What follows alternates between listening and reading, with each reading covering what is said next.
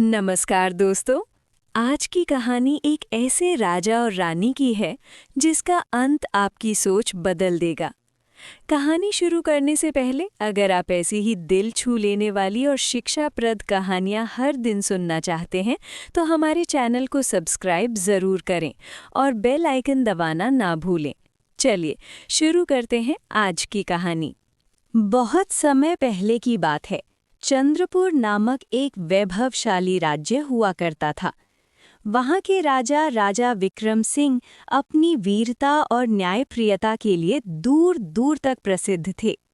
उनकी रानी मृणालिनी अपनी सुंदरता और बुद्धि के लिए जानी जाती थीं।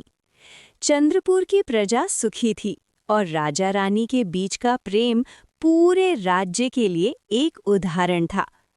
हालांकि समय के साथ रानी मृणालिनी के मन में अपनी सुंदरता और शक्ति को लेकर थोड़ा अहंकार पनपने लगा था। एक ठंडी रात में महल की बालकनी से बाहर देखते हुए रानी ने राजा से एक अजीब सी मांग की।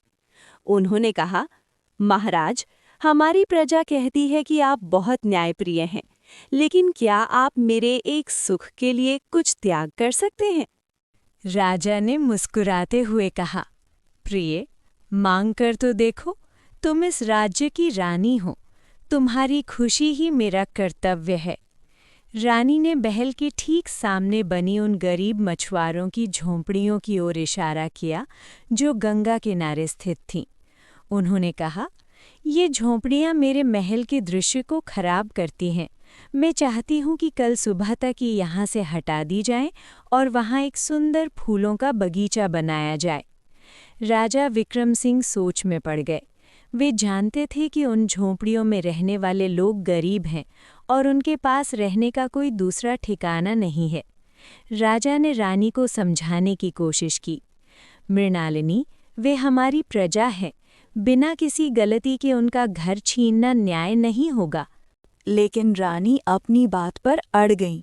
उन्होंने यहाँ तक कह दिया कि अगर राजा उनकी ये छोटी सी इच्छा पूरी नहीं कर सकते तो उनका प्रेम झूठा है। रानी के हठ और अपने प्रेम के वशीभूत होकर राजा ने भारी मन से आदेश दे दिया। सुबह होने से पहले ही सैनिकों ने उन झोपड़ियों को उजाड़ दिया। बेघर हुए गरीब लोग अपनी फरियाद लेकर राजा के पास आए। राजा का दिल पसीज गया, लेकिन वे रानी को दिया वचन नहीं तोड़ सकते थे।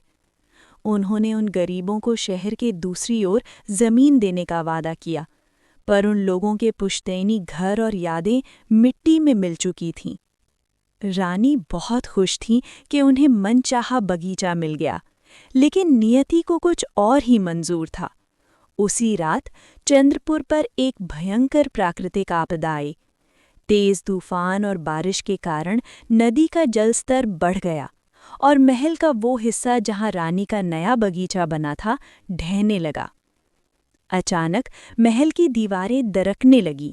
राजा और रानी को अपनी जान बचाने के लिए भागना पड़ा। राजा ने देखा कि जिन गरीबों के घर उन्होंने उजड़वाए थे वही लोग अपनी छोटी छोटी नावों के साथ लोगों को बचाने के लिए आगे आ रहे थे। महल का मुख्य द्वार मलबे से बंद हो चुका था। राजा और रानी एक सुरक्षित कोने में फंसे हुए थे। तभी एक मछुआरा, जिसका घर कल ही तोड़ा गया था, अपनी नाव लेकर वहां पहुंचा।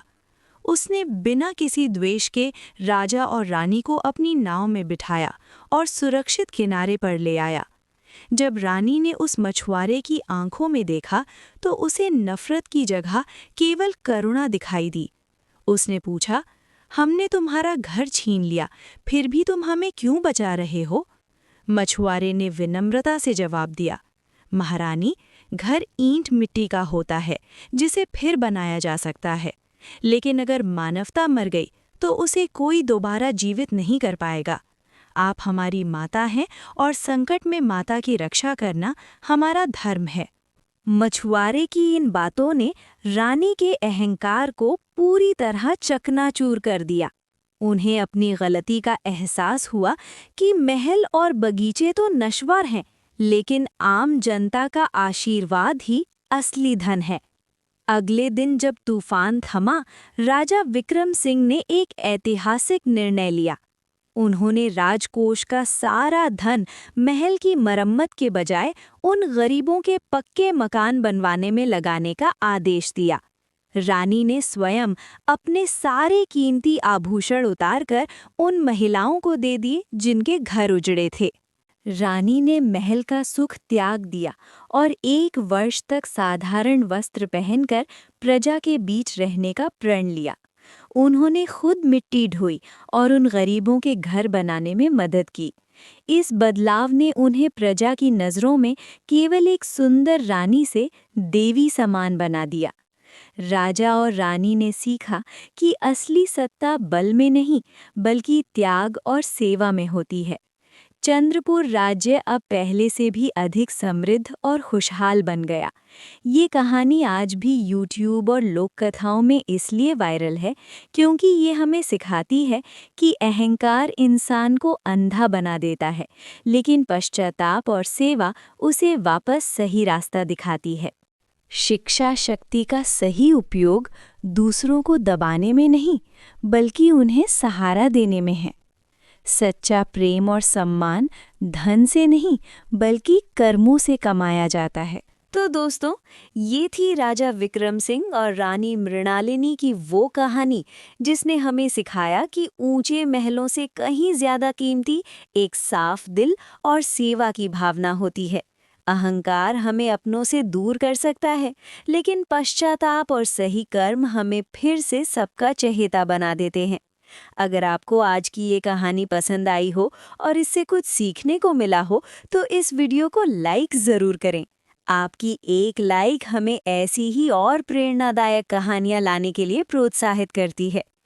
ऐसी ही और भी दिलचस्प, ऐतिहासिक और वायरल कहानियों के लिए हमारे चैनल को सब्सक्राइब करना ना भूलें और बेल आइकन को ऑल पर सेट कर दें ताकि हमारी हर नई कहानी सबसे पहले आप तक पहुंचे।